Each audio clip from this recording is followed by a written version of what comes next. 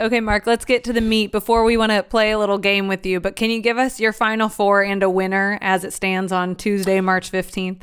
Yeah, so my Final Four, I went a little chalk.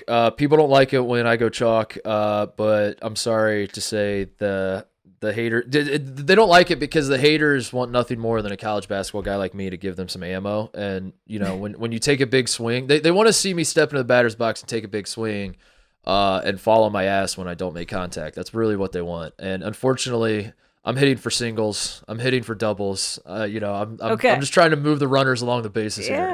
Nothing wrong with that. My Final Four is Gonzaga and Arizona were the one seeds I liked. I had Arizona beating Ohio State in 4 overtimes in the Elite Eight on a very controversial call that will lead to me picketing outside the NCAA offices. So that's what I have. I had that written in my bracket, actually. I wrote a big, long paragraph. And you're warning people, too. You're warning them.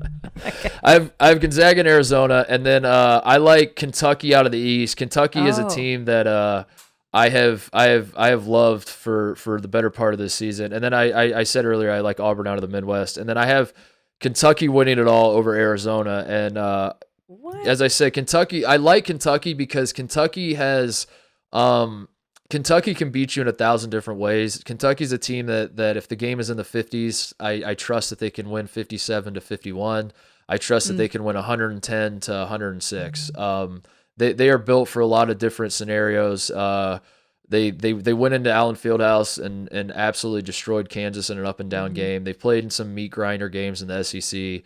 I thought the SEC was the best conference all season, and Kentucky is really the one SEC team. They didn't win the league, but they were the one team that could go on the road and win, because it felt like a lot of these SEC teams could win at home but couldn't win on the road. And Kentucky won on the road. So with Oscar Tshiebwe, who's going to win National Player of the Year too, as their anchor, I know that every single Kentucky game they're going to get defense. They're going to grab every rebound.